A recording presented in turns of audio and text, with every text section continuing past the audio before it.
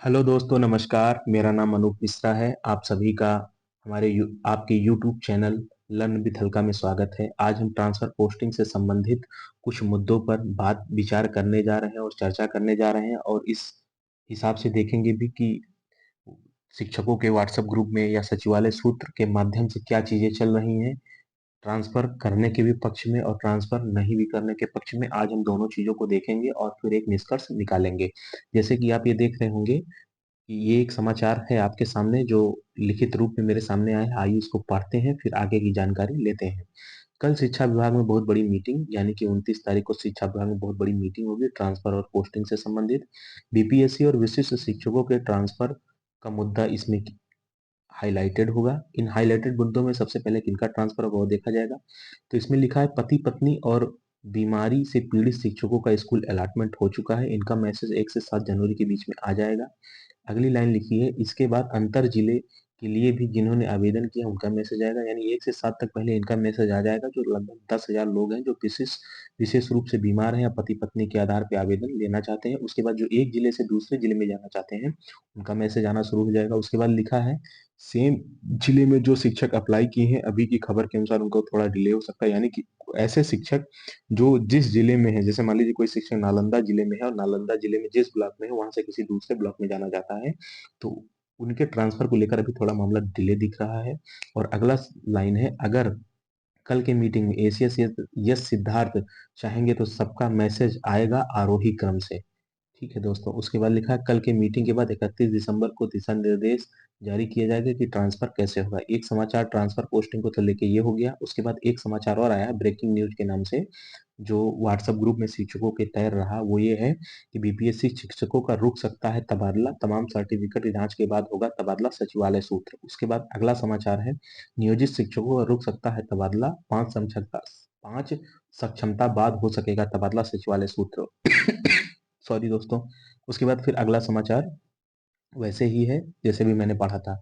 तो ट्रांसफर को लेकर भी और ट्रांसफर को नहीं लेकर भी चीजें चल रही हैं। लेकिन मैं कोई भगवान नहीं हूँ, मेरे पास कोई दिव्य दृष्टि नहीं है, लेकिन मेरी समझ जहां तक है, मैंने पिछले 10 महीनों में यहाँ के कार्य प्रणाली को जिस तरीके से समझा है, उस आधार पर अगर मैं आपको बताना चाहूँ तो सबसे पहले ट्रांसफर उन लोगों का होगा जो बीमारी से पीड़ित हैं, पति पत्नी हैं, दूरी के आधार पर ज्यादा दूरी पे हैं और उनको किसी विशेष प्रकार की बीमारी है, तो सबसे पहले उनका ट्रांसफर श्योर होगा, ये कंफर्म है।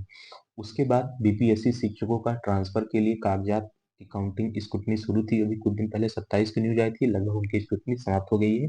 बीपीएससी शिक्षकों का भी ट्रांसफर होगा जो अदर एक जिले से दूसरे जिले में जाना चाहते हैं, और उन बीपीएससी शिक्षकों का भी ट्रांसफर होगा जो जिस जिले में है और उसी जिले के किसी दूसरे ब्लॉक में जाना चाहते हैं, उन बीपीएससी शिक्षकों का भी ट्रांसफर होगा। अब उसके बाद विशिष्ट शिक्षक हैं, ये सोच रहे हैं कि इनका ट्रांसफर नहीं होगा, विशिष्ट शिक्षकों का भी ट्रांसफर होगा। विशिष्ट शिक्षकों के ट्रांसफर के लिए एसीएस या सिद्धार्थ बहुत ही तत्परता से काम कर रहे हैं। वो मैं कुछ बातें बताना चाहता हूँ जिसके माध्यम से आप, हो सकता है मेरे तर्क से आप मेरे पक्ष में आ जाएं। जैसे कि सबसे पहले, आप जब विशिष्ट शिक्षक नहीं थे, नियोजित शिक्षक थे, तो आपकी इकाई थी नियोजन इकाई। तो एसीएस से सिद्धार्थ शिक्षा विभाग के माध्यम से आपका ट्रांसफर करने का अधिकार नहीं था, आपका ट्रांसफर नियोजन इकाई कर सकती थी। लेकिन जितने भी व्यक्ति सक्षमता 1 पास किए हैं, वो सारे व्यक्ति की नियोजन इकाई भंग हो जाएगी। जब वो विशिष्ट शिक्षक बन जाएंगे तो वो सीधे उसी ग्रेड के शिक्षक में आ जाएंगे जिसमें बीपीएससी है। वो राज्यकर्मी बन जाएंगे। तो राज्यकर्मी बन जाएंगे तो सारी चीजें पटना से डील होंगी। तो जो नियम बीपीएससी के ऊपर लगेगा वही नियम विशिष्ट शिक्षकों के ऊपर भी लागू होगा। हाँ, विशिष्ट शिक्षकों को इसमें कुछ अलग से फायदे मिलेंगे भविष्य में चलकर। सीनियरिटी जूनियरिटी के मामले में वो वाकई में हम लोगों से सीनियर हैं, बहुत साल से बिहार में अपनी सेवाएं दे रहे हैं, तो जाहिर सी बात है इसका उनको लाभ मिलना चाहिए। और तो सबसे पहले सरकार का उद्देश्य क्या है कि आपको नियोजन इकाई से निकाल के राज्यकर्मी बनाना। जब आप राज्यकर्मी बन जाएंगे तो शिक्षा विभाग के द्वारा जो भी कानून बनाया जाएगा वो आपके लिए मान्य होगा। तो सरकार आपको पहले आपके विद्यालय में पदस्थापित करेगी। उसके बाद जितने लोगों ने ट्रांसफर का फॉर्म भरा, उसके बाद पदस्थापित करने के बाद उनका मैसेज सबसे लास्ट में आएगा और उनका भी ट्रांसफर होके रहेगा। दोस्तों, मेरा ये मानना है और मेरी समझ ये है। सरकार को क्या जरूरत थी कि आनंद फानंद में आप सभी लोगों को नियुक्ति पत्र देना, उसके बाद पुराने जो फॉर्म भराए गए थे उसको कैंसिल करके फिर से विशिष्ट शिक्षकों का फॉर्म भराना जो सक्षमता पास है। सरकार इतनी पागल तो नहीं है तो इस हिसाब से जो मेरा अनुमान है सभी का ट्रांसफर होने वाला है। ये मेरा अनुमान ही है, सत्य भी हो सकता है, असत्य भी हो सकता है, लेकिन अपनी समझ के हिसाब से मैं ये बातें आप लोगों के सामने रख रहा हूँ दोस्तों। अगर मेरी बातें आपको सही लग रही हैं, तो ये आपका परिवार है लर्न विद हल्का, इस परिवार को आप आगे बढ़ाएं, दोस्तों में शेयर करें और उनसे कहें चैनल को सब्सक्राइब करें।